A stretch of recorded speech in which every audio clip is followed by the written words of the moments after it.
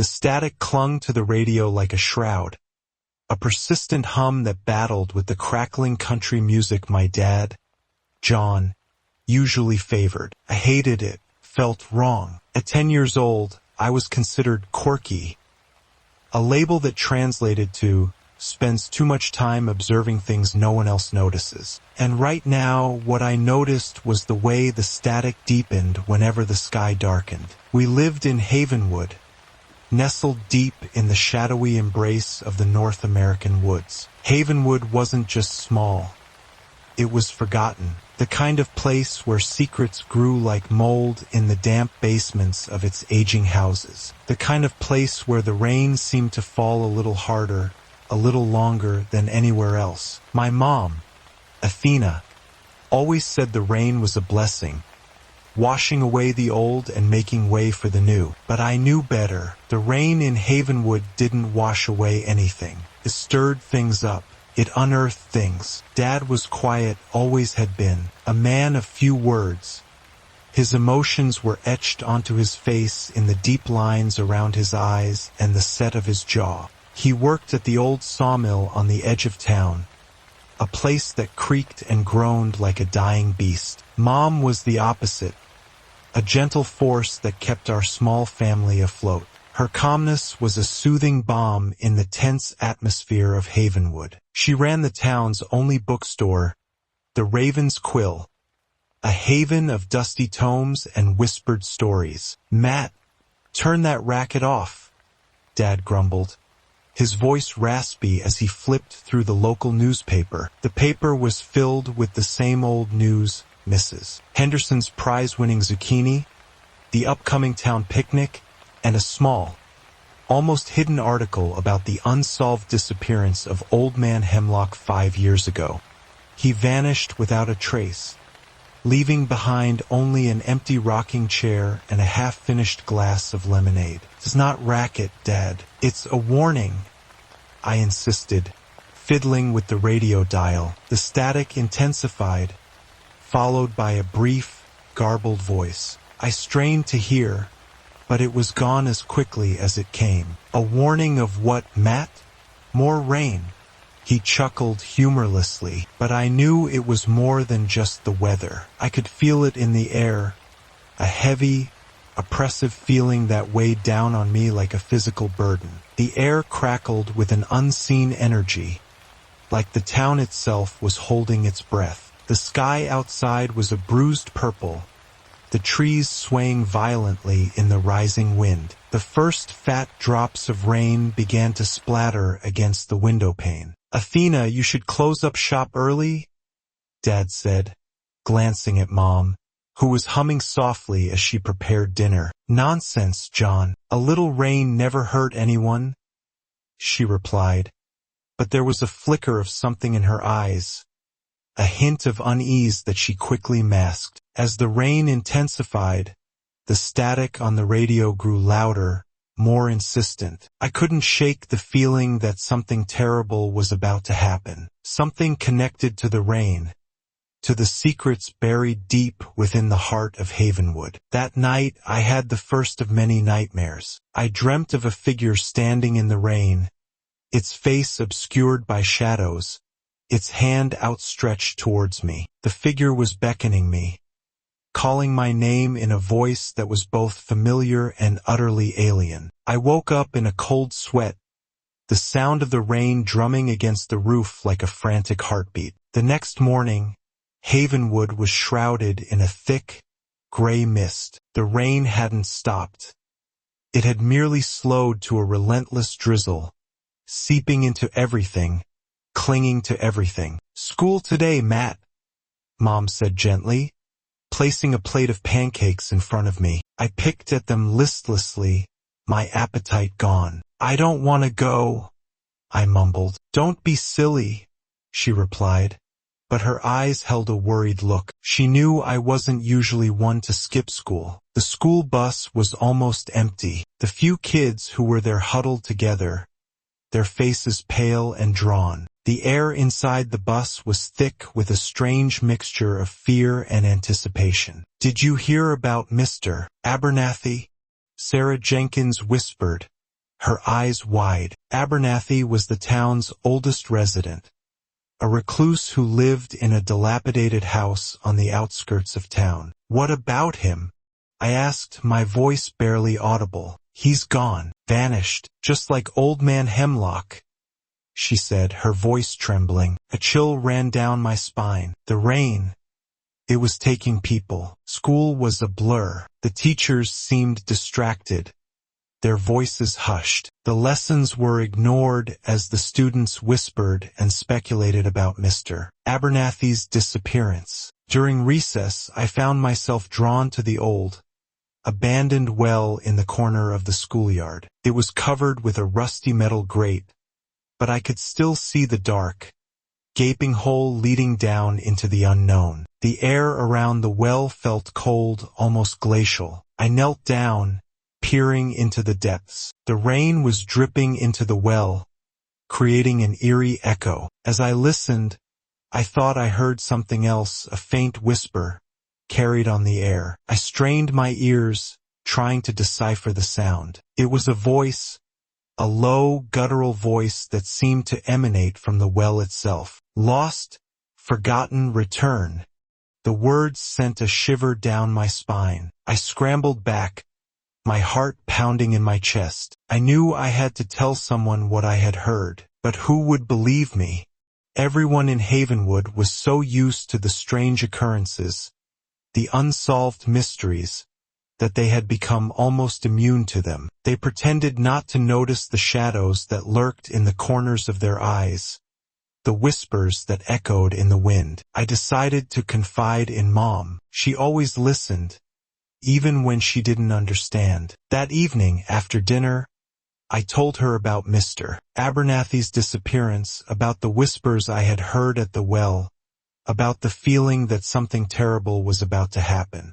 She listened patiently, her brow furrowed with concern. When I finished, she took my hand and squeezed it gently. "Matt, I know you're worried," she said, "but you can't let your imagination run away with you. Abernathy was an old man. He probably just wandered off and got lost." "But the whispers, Mom.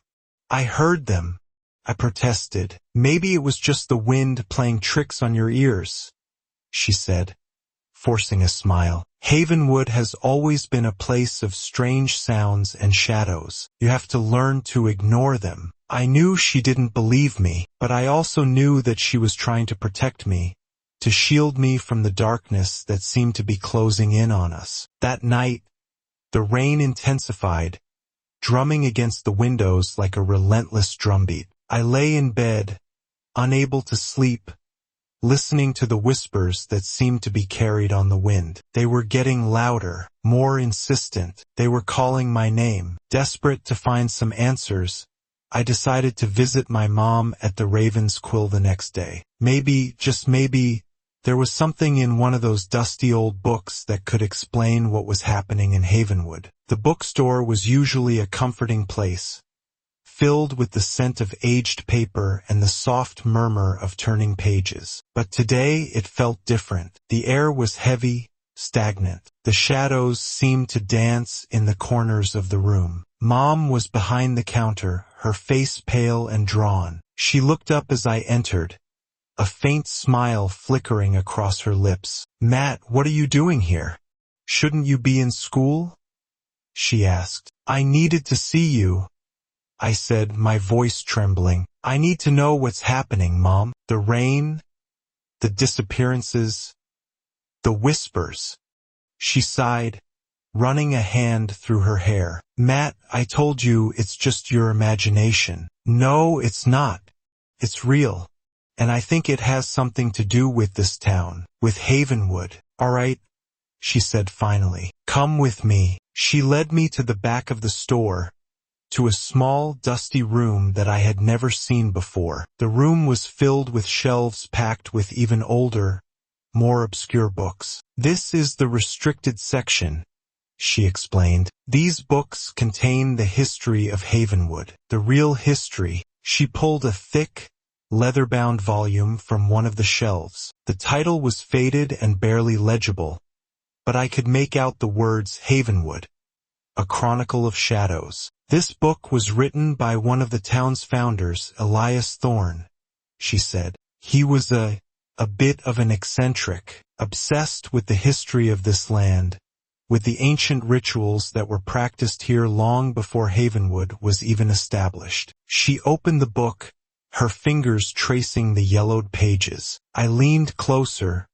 peering at the faded ink and the intricate illustrations. The book told a story of a land steeped in ancient lore, a place where the veil between the worlds was thin. It spoke of rituals performed under the light of the full moon, of sacrifices made to appease the dark gods that dwelled beneath the earth. It spoke of a rain god, a malevolent entity that demanded tribute in the form of human souls. As I read, a chill ran down my spine. The story felt familiar, like I had heard it before in a dream or a forgotten memory. Elias Thorne believed that the rain in Havenwood was more than just water, Mom said, her voice barely above a whisper. He believed it was a conduit, a way for the ancient powers to reach into our world. And the disappearances? I asked, are they sacrifices? She hesitated for a moment, her eyes filled with pain. I don't know, Matt, but I do know that Havenwood is a place of secrets, and some secrets are best left buried. She closed the book, her hand trembling. I shouldn't have shown you this. It's too much for you to handle. But I need to know. I insisted. I need to know how to stop it. She shook her head, her eyes filled with despair. I don't think we can stop it, Matt. I think it's already too late. As we left the restricted section, I noticed a small, wooden box hidden on a shelf. It was intricately carved with symbols that I didn't recognize. What's this? I asked, reaching for the box. Don't touch that. Mom snapped, her voice sharp. She quickly grabbed the box and locked it away in a drawer. What is it? I asked again, my curiosity piqued. It's nothing, she said, her voice strained. Just an old family heirloom. But I knew she was lying. There was something about that box that frightened her. Something that she didn't want me to know. That night I couldn't sleep. The rain was pounding against the roof, the wind howling like a banshee. The whispers were louder than ever, filling my head with images of darkness and death. I knew I had to find out what was in that box. I had to find out what secrets my mother was hiding. The next day, I snuck back into the Raven's Quill while Mom was busy with a customer. I knew I was taking a risk, but I couldn't shake the feeling that the box held the key to understanding what was happening in Havenwood. I made my way to the drawer where Mom had locked the box. It was a simple lock, easily bypassed with a hairpin. I had learned a few tricks from the old detective novels I found in the bookstore. Inside the drawer, I found the box. It was smaller than I had imagined, but the carvings were even more intricate than I remembered. The symbols seemed to writhe and twist before my eyes, like living things. I opened the box. Inside, I found a small silver locket, a faded photograph, and a tattered piece of parchment. The locket was intricately designed, with a single black stone embedded in the center. It felt cold to the touch, almost unnaturally so. The photograph was of a young woman with hauntingly beautiful eyes. She was wearing a long, flowing gown and standing in front of a large, ancient oak tree. On the back of the photograph, someone had written the words Eleanor Thorne, 1888. The parchment was covered in spidery handwriting, written in a language I didn't recognize. But as I stared at the symbols, I felt a strange sense of recognition, as if I had seen them before in a dream. I took the box and its contents back to my room, determined to unravel its secrets. I spent hours poring over the parchment, trying to decipher the language. Finally, after consulting several ancient texts from the bookstore, books that Mom definitely didn't know I had borrowed, I managed to translate a few of the words. Sacrifice, rain god, bloodline, Eleanor. The words sent a shiver down my spine. Sacrifice? Bloodline? Eleanor? What did it all mean? I decided to research Eleanor Thorne. I knew that Mom had mentioned that the Thorne family were the founders of Havenwood. Maybe Eleanor was one of them. I spent hours searching through Old Town records, cemetery listings, and historical archives. Finally, I found something, a brief mention of Eleanor Thorne in a local history book. Eleanor Thorne was the daughter of Elias Thorne, the town's founder, the book stated. She was known for her beauty and her independent spirit. She disappeared mysteriously in 1888, never to be seen again. Disappeared?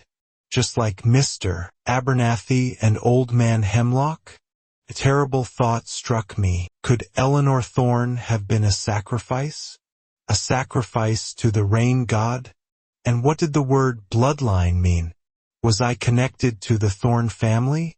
Was my family cursed? I had to know the truth. I had to confront Mom. That evening, I waited for Dad to go to bed before confronting Mom. She was sitting in the living room, reading a book by the dim light of a lamp. "Mom, we need to talk," I said, my voice trembling. She looked up, her eyes filled with apprehension. "What is it, Matt?" I showed her the box, the locket, the photograph, and the parchment. "I found these," I said, "in the restricted section." "What do they mean?" Her face paled. She reached out to take the box, but I pulled it away. "Tell me the truth, Mom," I demanded. "What happened to Eleanor Thorne? Are we related to her? Is Havenwood cursed?" She hesitated for a long moment, her eyes filled with pain. Finally, she sighed and nodded. "Yes, Matt," she said. "We are related to Eleanor Thorne. She was my great-great-grandmother." "And the rain god?" I asked. "Is it real?" She nodded again. "Yes, it's real. It's been a part of Havenwood for centuries. The Thorne family made a pact with it long ago, a pact to ensure the town's prosperity." "A pact?" I asked, my voice barely audible. "What kind of pact?" "A sacrifice," she said, her voice trembling. "In exchange for Havenwood's prosperity, the Thorne family promised to offer the rain god a sacrifice every generation." "A human sacrifice?" I asked, my eyes wide with horror. She nodded, tears streaming down her face. "Yes, Matt, a human sacrifice. Eleanor was the first. She was chosen because she was pure of heart, because she was willing to sacrifice herself for the good of the town." "And the disappearances?" I asked. "Are they?" She nodded again. "Yes, Matt, the rain god is demanding its due." "But why didn't you tell me?" I asked, my voice filled with anger and betrayal. "Why did you keep this from me?" "Because I wanted to protect you," she said, her voice pleading. "I didn't want you to know about the darkness that lurks in Havenwood. I wanted you to have a normal life." "But I can't have a normal life, Mom," I shouted. "Not when people are disappearing. Not when the rain is whispering my name." She reached out and took my hand, her eyes filled with despair. "I'm so sorry, Matt," she said. "I don't know what to do. I don't know how to stop it. There has to be a way," I said, my voice filled with determination. "There has to be a way to break the pact, to stop the sacrifices, to save Havenwood." We spent the rest of the night poring over the ancient texts, searching for a way to break the pact. But the texts were vague and cryptic, filled with riddles and symbolism. Finally, as the first rays of dawn peeked through the curtains, we found something. A passage that spoke of a ritual to appease the rain god, a ritual that could potentially break the pact. But the ritual required a sacrifice, a willing sacrifice. The next few days were a blur of research and preparation. Mom and I worked tirelessly, gathering the ingredients for the ritual, deciphering the ancient incantations, and preparing ourselves for the confrontation with the rain god. Dad noticed that something was wrong, but he didn't press us. He seemed to sense the darkness that was hanging over Havenwood, the impending doom that threatened to engulf us all. The rain continued to fall, relentless and unforgiving. The whispers grew louder, more insistent, driving me to the brink of madness. Finally, the day of the ritual arrived. The sky was a swirling mass of gray clouds, and the rain was falling in sheets. The air was thick with an oppressive energy, like the town itself was holding its breath. We decided to perform the ritual at the ancient oak tree where Eleanor Thorne had been photographed. The tree was located in a secluded clearing in the woods, a place that felt both sacred and terrifying. As we walked through the woods, I couldn't shake the feeling that we were being watched. The trees seemed to leer at us, their branches like skeletal fingers reaching out to grab us. The shadows danced and writhed, playing tricks on my eyes. When we reached the clearing, I gasped. The ancient oak tree was even more imposing than I had imagined. Its branches stretched towards the sky like gnarled arms, and its roots were twisted and intertwined, like the limbs of a sleeping giant. Mom began to set up the ritual. She placed candles in a circle around the tree, scattered herbs and crystals on the ground, and arranged the other ingredients according to the ancient instructions. As she worked, I noticed that the rain was starting to intensify. The wind was howling through the trees, and the ground was trembling beneath our feet. "Are you sure about this, Mom?"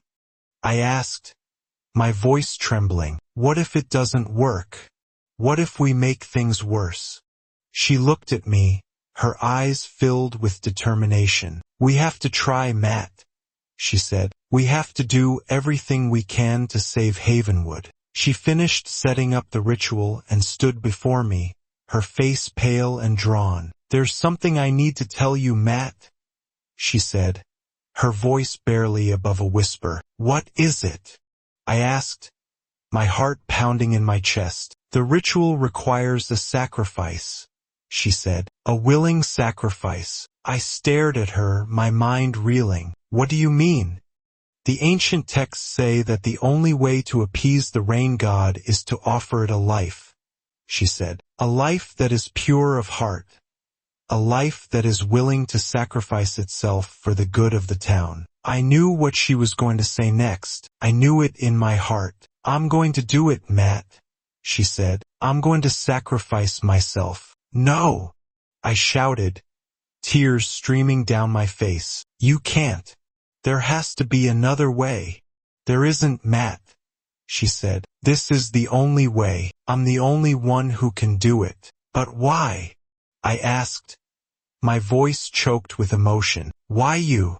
"Because I'm a thorn," she said. "Because I'm connected to the rain god. Because I'm willing to do whatever it takes to save Havenwood." She took my hand and squeezed it tightly. "I love you, Matt," she said. "You're the best thing that ever happened to me. Please don't let my sacrifice be in vain. Live your life to the fullest, and never forget the lessons you've learned in Havenwood." She turned and walked towards the ancient oak tree, her movements graceful and serene. She stood before the tree, closed her eyes, and began to chant the ancient incantations. The rain intensified, the wind howled, and the ground trembled. The air crackled with energy, and the shadows danced and writhed around us. As she chanted, a dark figure began to emerge from the heart of the storm. It was tall and gaunt, with eyes that glowed with an unholy light. It was the rain god. The rain god reached out its hand towards Mom,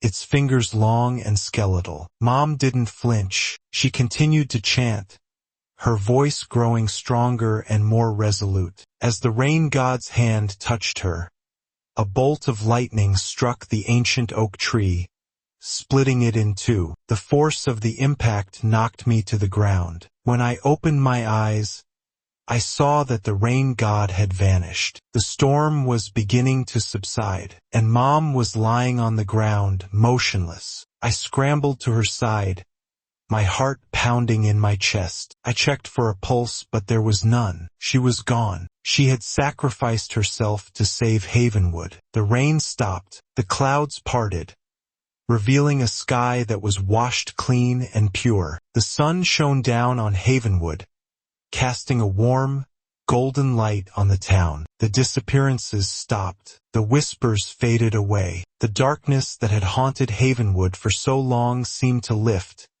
replaced by a sense of peace and tranquility. But the peace came at a cost that I would never be able to forget. Mom was gone, and Havenwood was forever changed. The town mourned her passing, recognizing her sacrifice and honoring her memory. Dad was devastated, his quiet grief a constant reminder of our loss. I tried to go back to my old life, to forget the horrors I had witnessed, to ignore the whispers that still echoed in my mind. But it was impossible. I was forever changed by what had happened in Havenwood. I started spending more time at the Raven's Quill, immersing myself in books and stories, trying to find some solace in the written word. I learned more about Havenwood's history, about the Thorn family, about the ancient pact with the rain god. I discovered that Mom had known all along that she would have to sacrifice herself. She had been preparing for it her whole life. She had accepted her fate with grace and courage,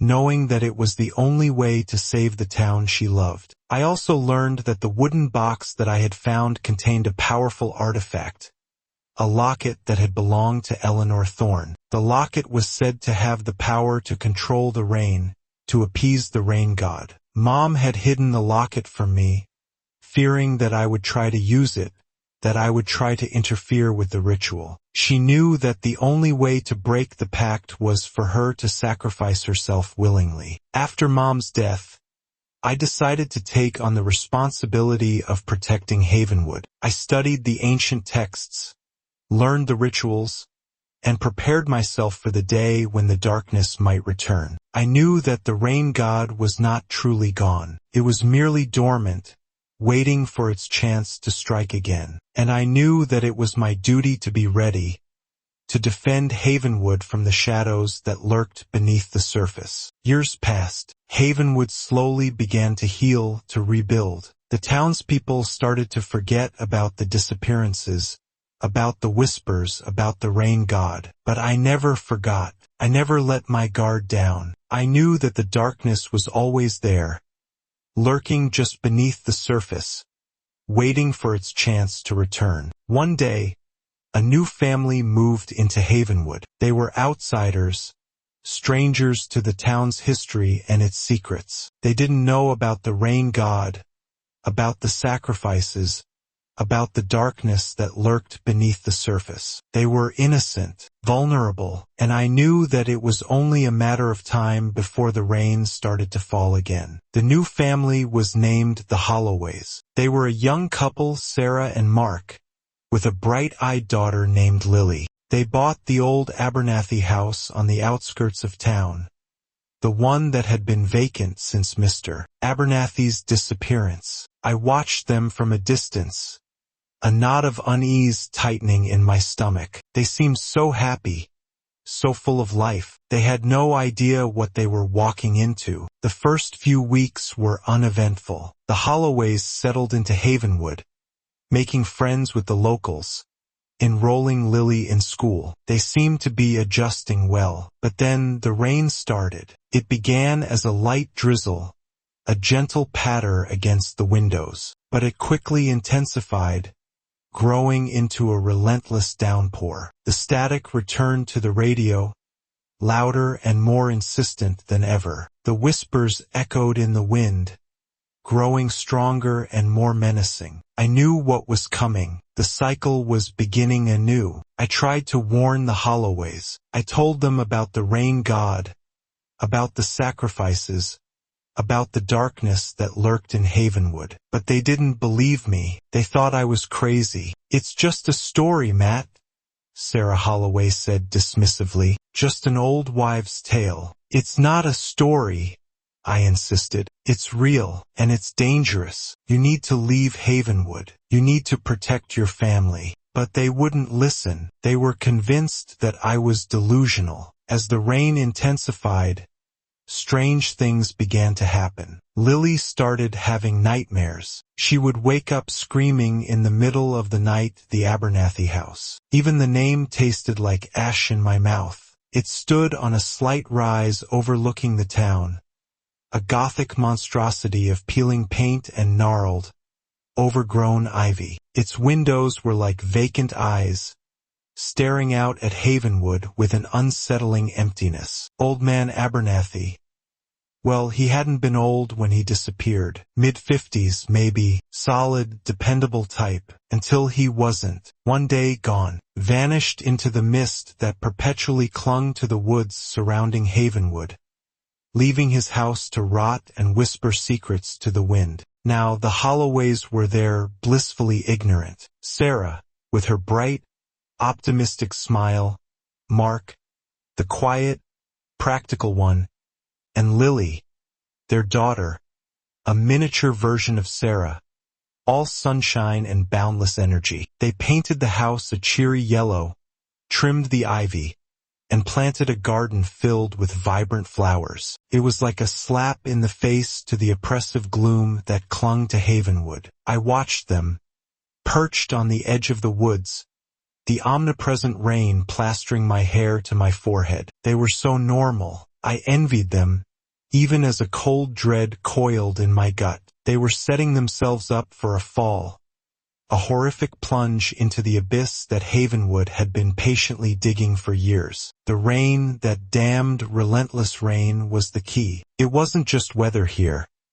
It was a living entity, a physical manifestation of the darkness that slumbered beneath the town. It amplified the whispers, the static, the feeling of being watched. It eroded sanity, turning ordinary fears into monstrous obsessions. My dad, John, a taciturn man who preferred the company of his tools to people, didn't believe me either, not anymore. He used to listen back when I was a kid, when I first started seeing things, hearing things, but the years had worn him down, hardened him. He saw me as a broken record, stuck on a loop of paranoia and ancient superstitions. My mom, Athena, was different. Her eyes, the color of the stormy sky, held a quiet sadness, a knowing that went beyond words. She never dismissed me outright, but her concern was a silent pressure, a constant worry etched into the lines around her mouth. "Matt,"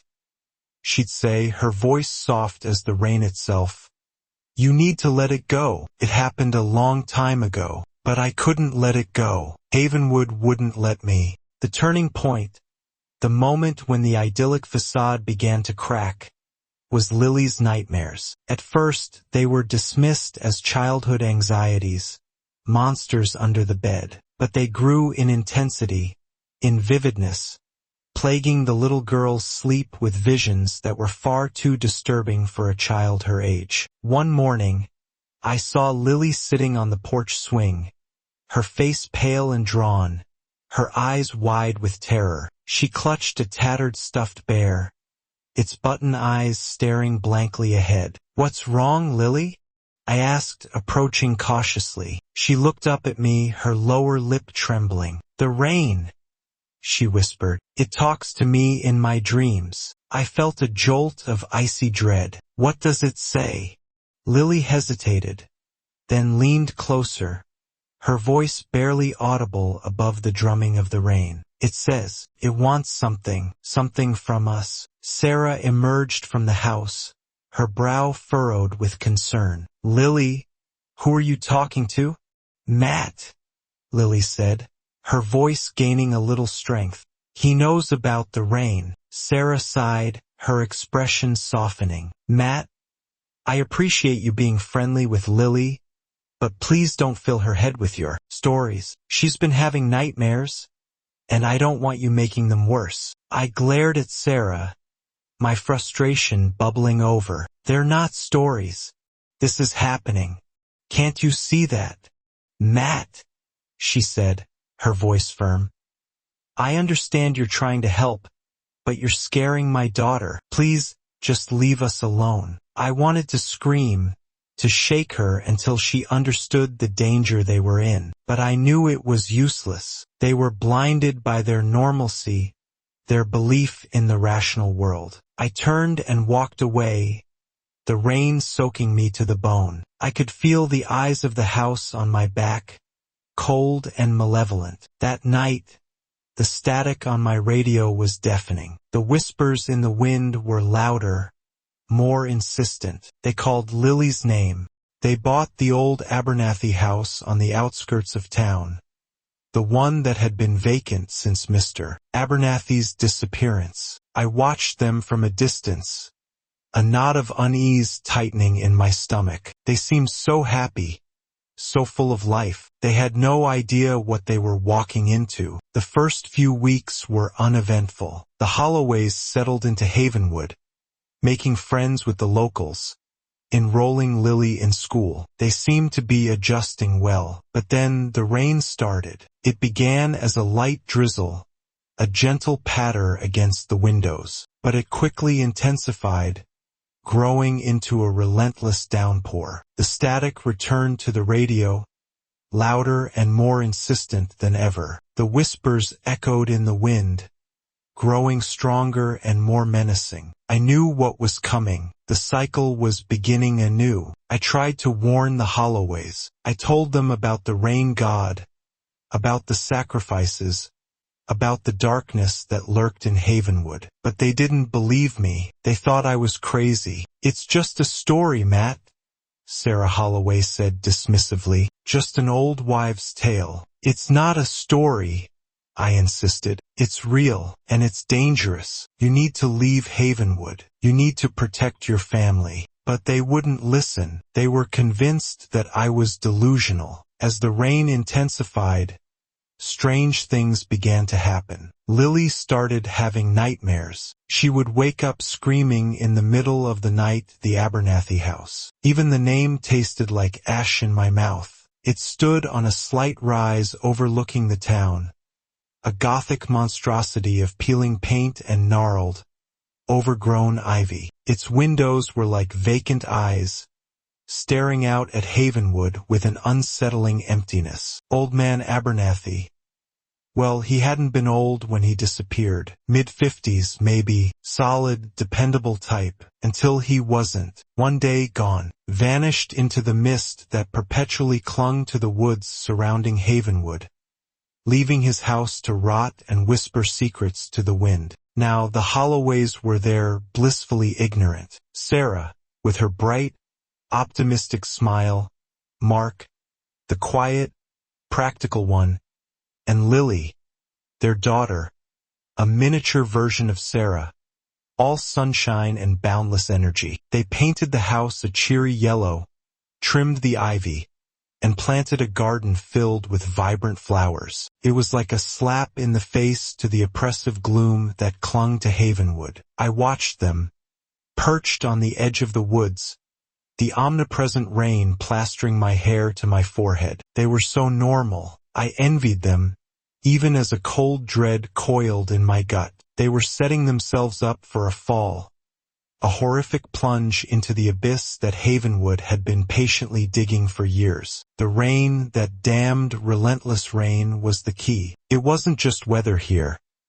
It was a living entity, a physical manifestation of the darkness that slumbered beneath the town. It amplified the whispers, the static, the feeling of being watched. It eroded sanity, turning ordinary fears into monstrous obsessions. My dad, John, a taciturn man who preferred the company of his tools to people, didn't believe me either, not anymore. He used to listen back when I was a kid, when I first started seeing things, hearing things, but the years had worn him down, hardened him. He saw me as a broken record, stuck on a loop of paranoia and ancient superstitions. My mom, Athena, was different. Her eyes, the color of the stormy sky, held a quiet sadness, a knowing that went beyond words. She never dismissed me outright, but her concern was a silent pressure, a constant worry etched into the lines around her mouth. "Matt,"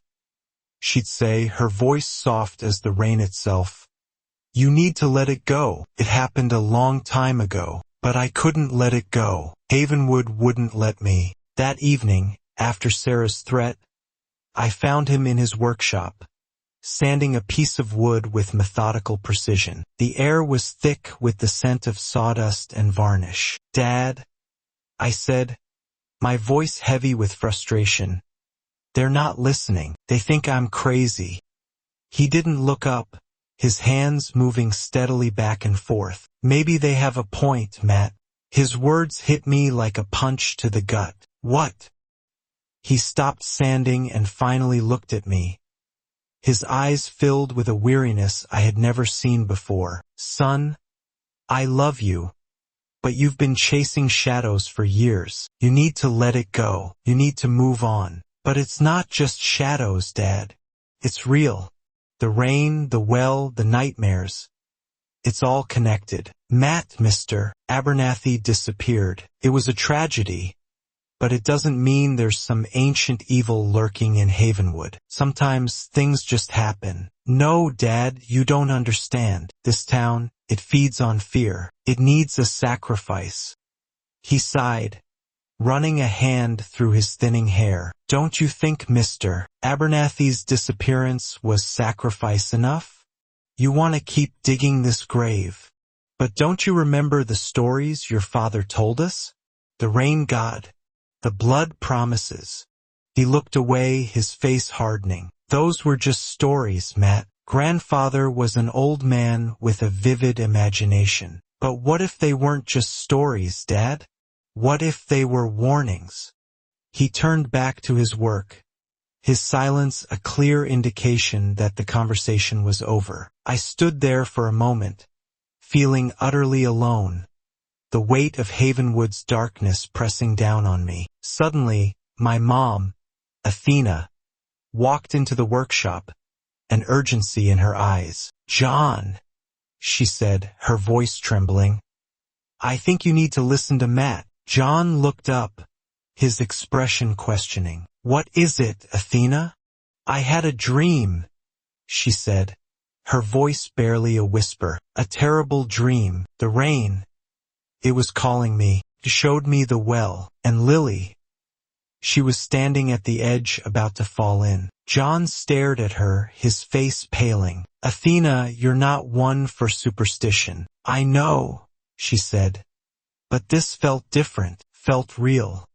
He hesitated for a moment, then nodded slowly. "All right," he said, "I'll listen." A flicker of hope ignited within me. Maybe, just maybe, I wasn't alone after all. The rain continued to fall, relentless and unforgiving, as John, Athena, and I set out to find the Holloways. The town was shrouded in mist, the streets deserted, the silence broken only by the drumming of the rain and the distant rumble of thunder. We drove to the Abernathy house, the wiper struggling to keep the windshield clear. The house loomed before us, its yellow paint dulled by the gloom, its windows like vacant eyes staring into the void. The front door was ajar. We exchanged nervous glances and pushed it open, stepping into the dimly lit hallway. The house was eerily silent. A sense of unease permeated the air, a feeling of something being terribly wrong. "Sarah,"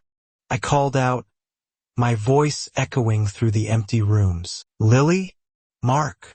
No answer. We began to search the house, moving from room to room, our footsteps muffled by the thick carpets. The furniture was covered in dust sheets, the air stale and stagnant. In Lily's room, we found her stuffed bear lying on the floor, its button eyes staring blankly up at the ceiling. A sense of dread washed over me. "They're not here," John said, his voice grim. "Where could they be?" Athena asked, her eyes filled with worry. "The well," I said, my voice barely a whisper. "They're at the well." We raced back outside, the rain lashing against our faces. The path to the well was muddy and treacherous, the bushes overgrown and thorny. As we approached the well, we heard a faint sound, a child's whimper. We quickened our pace, our hearts pounding in our chests. We reached the well and peered into the darkness. It showed me the well, and Lily. She was standing at the edge about to fall in. John stared at her, his face paling. Athena, you're not one for superstition. I know, she said. But this felt different, felt real. He hesitated for a moment, then nodded slowly. All right, he said.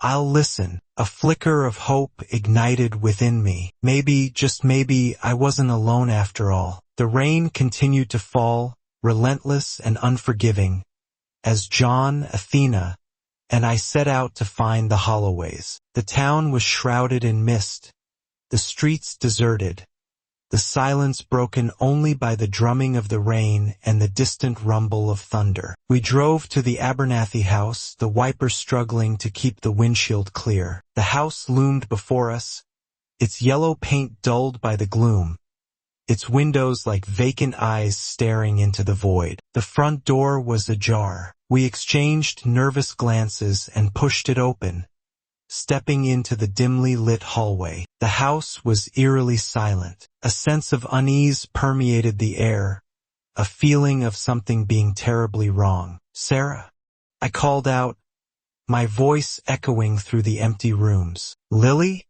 Mark?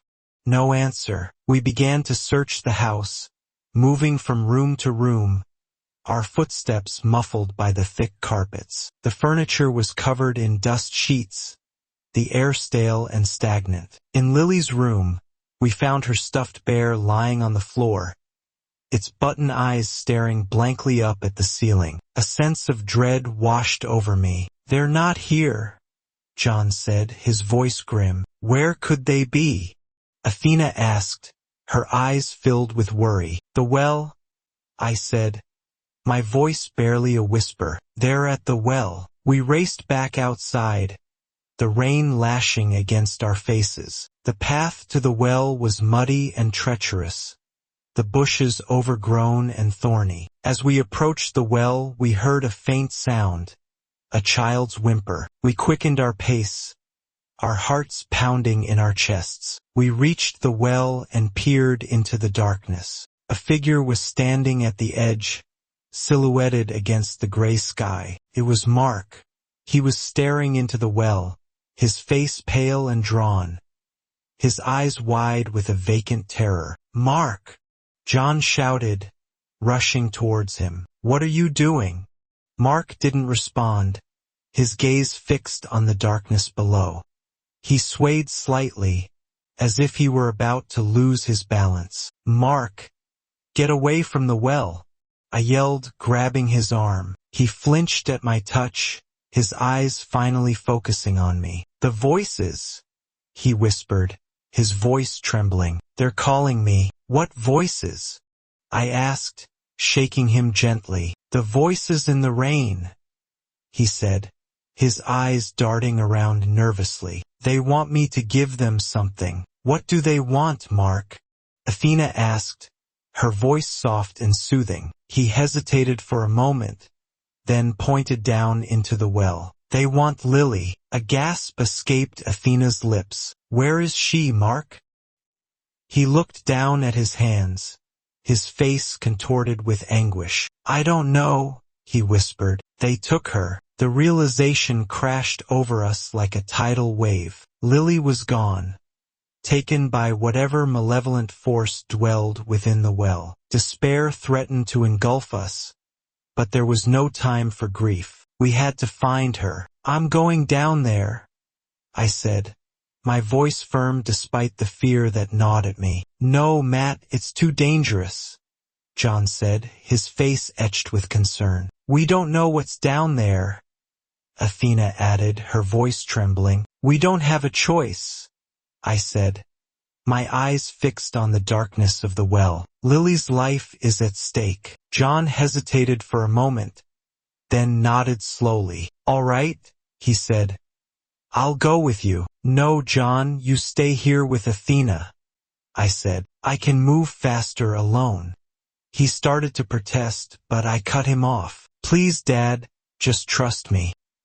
He looked at me, his eyes filled with a mixture of fear and resignation. Be careful, son, he said, his voice barely audible. I nodded and turned to the well. John and Athena helped me secure a rope around my waist. I took a deep breath and lowered myself into the darkness. The air inside the well was cold and damp, thick with the stench of decay and something else, something ancient and unsettling. The darkness was absolute, broken only by the faint glimmer of light from above. I descended slowly, my hands gripping the rope tightly. The walls of the well were slick with moisture, the stones crumbling beneath my touch. As I went deeper, the whispers intensified, growing louder and more menacing. They swirled around me, taunting me, promising me oblivion. I tried to block them out, focusing on my mission. I had to find Lily. After what seemed like an eternity,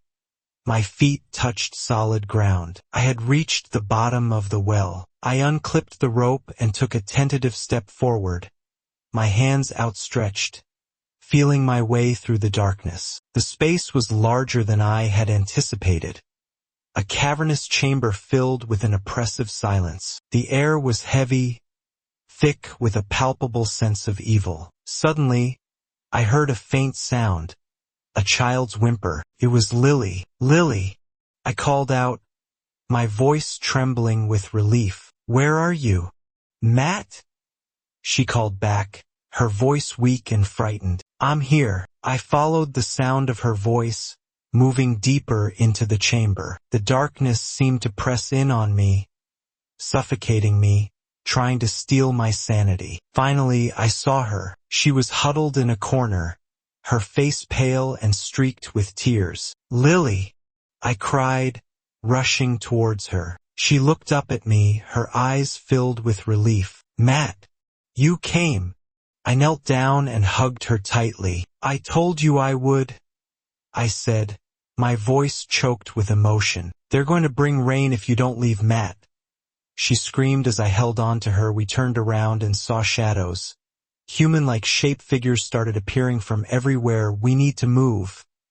I screamed. I took her hand and together we started running. The ground beneath our feet was uneven and slippery, the air thick with the stench of decay. As we ran, the shadows seemed to grow longer and more menacing, their forms twisting and contorting into grotesque shapes. The whispers surrounded us, growing louder and more insistent, their voices laced with malice and hunger. They're coming, Lily whimpered, her voice trembling with fear. I can feel them. Just keep running, I urged, pushing her forward. Just keep running, I urged, pushing her forward. My own breath hitched in my throat, a frantic drumbeat against the rising tide of dread. I could feel them too, not as acutely as Lily, perhaps, but the oppressive weight of their presence was undeniable, a suffocating blanket of malevolence pressing down on us. The forest floor was a treacherous obstacle course. Rotting leaves,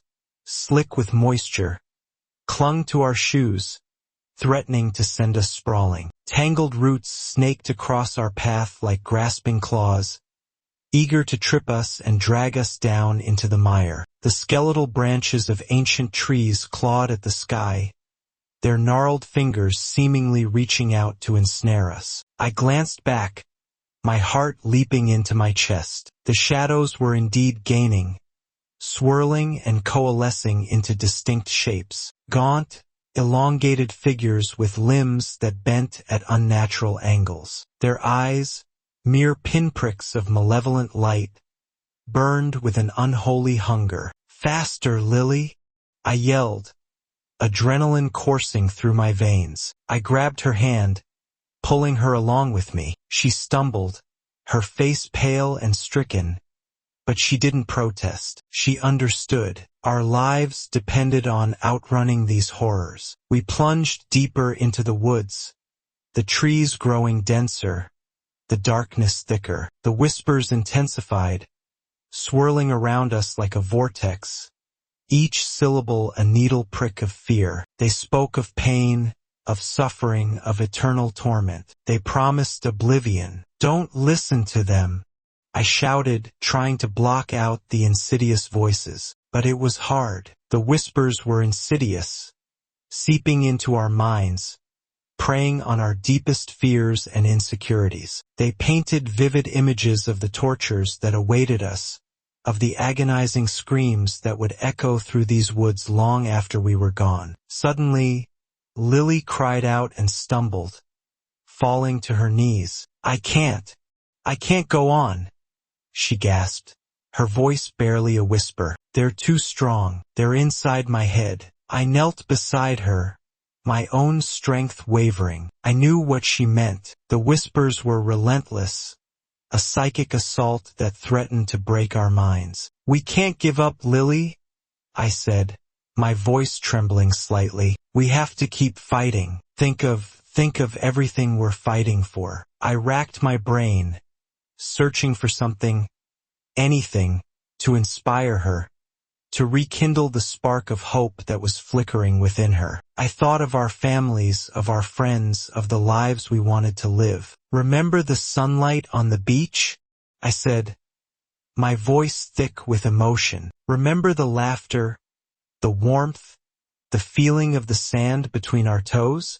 We can have that again, Lily. We just have to survive this." Her eyes flickered, a glimmer of recognition in their depths. She took a deep breath, her chest heaving. "Okay," she said, her voice stronger now. "Okay, I'll keep running." I helped her to her feet and we pressed on, our pace slower now, but our determination renewed. The whispers still assailed us, but we tried to ignore them, focusing on each other, on the simple act of putting one foot in front of the other. We ran for what felt like an eternity, our lungs burning, our muscles screaming in protest. The landscape blurred around us, a chaotic tapestry of trees and shadows. We were lost, utterly and hopelessly lost. Just when I thought we couldn't take another step, a glimmer of light appeared ahead, filtering through the trees. Hope surged through me, a powerful wave that washed away the fatigue and despair. "Look," I cried, pointing towards the light. "There. We're almost there." We stumbled towards the light, our pace quickening with each step. As we drew closer, the trees began to thin, and the oppressive darkness began to dissipate. Finally, we burst out of the woods and into a clearing. Before us lay a small, dilapidated cabin, its windows glowing with a warm, inviting light. Smoke curled from its chimney, carrying the scent of wood smoke and something else, something tantalizingly familiar. "Do you think?" Lily began, her voice filled with hope and apprehension. "I don't know," I said, my heart pounding in my chest, "but it's worth a try." We approached the cabin cautiously, our senses on high alert. As we drew closer, the door creaked open, and a figure emerged, silhouetted against the warm light. It was an old woman, her face etched with wrinkles, her eyes twinkling with wisdom. She wore a simple woolen dress and carried a wooden staff. "Welcome, travelers," she said, her voice surprisingly strong and clear. "I've been expecting you." We exchanged glances, unsure of what to say. How could she have known we were coming? Who was she? "Don't be afraid," she said, her voice gentle. "Come inside. You're safe here." We hesitated for a moment, then stepped inside the cabin. The interior was small but cozy, with a crackling fireplace, a rough-hewn table, and a couple of chairs. The air was thick with the scent of herbs and spices, a comforting aroma that seemed to soothe our frayed nerves. "Please sit down," the old woman said, gesturing to the chairs. "You must be exhausted." We gratefully accepted her invitation and sank into the chairs, our bodies aching with fatigue. The old woman moved to the fireplace and began stirring a pot that was simmering over the flames. "I'm Elsie," she said, without turning around, "and I've lived in these woods for many years. We're Lily and—" I started, but she cut me off. "I know who you are," she said, her voice calm. "I know why you're here." We stared at her in disbelief. You do? I asked. But how? Elsie turned around, a knowing smile on her face. I have my ways, she said. Let's just say I'm connected to these woods. She ladled some of the stew from the pot into 2 bowls and handed them to us. Eat, she said. You need your strength. We ate in silence, the warm stew filling our empty stomachs and soothing our aching bodies. As we ate, Elsie sat down across from us and watched us with a thoughtful expression. You've been through a lot, she said finally. The woods can be a dangerous place, especially for those who are not prepared. We were attacked, Lily said, her voice barely a whisper. By something. Shadows, maybe. Whispers. Elsie nodded. The shadows are always present in these woods, she said. They feed on fear and despair. They are drawn to those who are lost and vulnerable. But what are they? I asked. Where do they come from?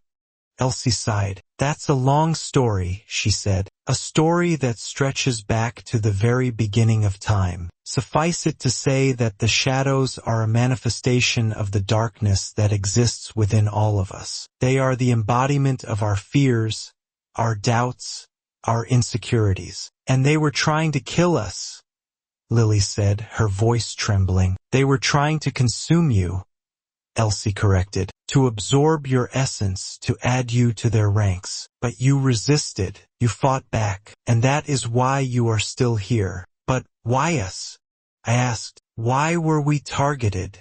Elsie looked at us intently. Because you are special, she said. You possess a strength, a resilience, that makes you a threat to the shadows. You are beacons of light in a world that is increasingly shrouded in darkness. Beacons of light?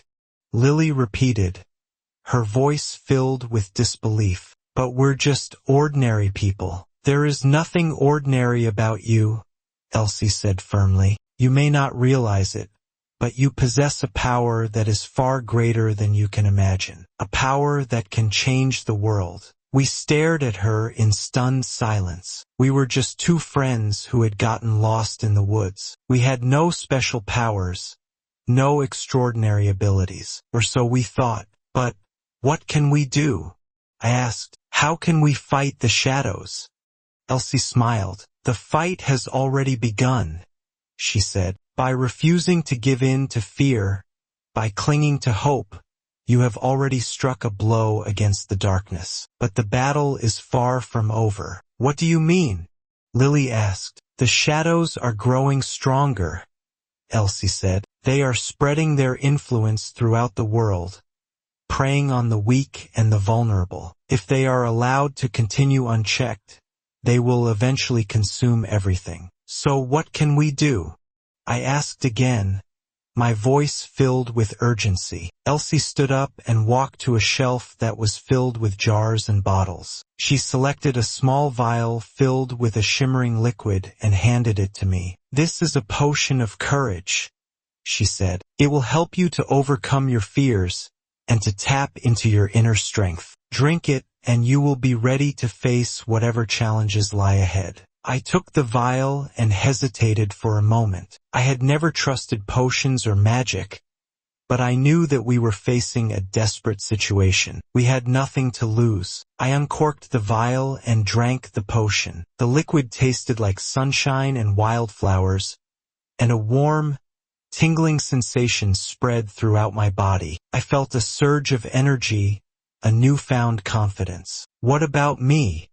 Lily asked, her voice filled with anticipation. Elsie smiled and handed her a small amulet. This is a talisman of protection, she said. It will shield you from the shadow's influence and help you to maintain your clarity of mind. Lily took the amulet and clasped it around her neck. She felt a sense of calm wash over her, a feeling of security that she hadn't felt since we had entered the woods. Now, Elsie said, her voice firm, you are ready to leave. The world needs you. We looked at each other, our hearts filled with a mixture of fear and excitement. We knew that we were embarking on a dangerous journey, but we also knew that we couldn't turn back. We had a responsibility to fight the shadows, to protect the world from the darkness. We thanked Elsie for her help and stepped out of the cabin. The sun was beginning to rise, casting a golden glow over the trees. The woods no longer seemed so menacing, so oppressive. We felt a sense of hope,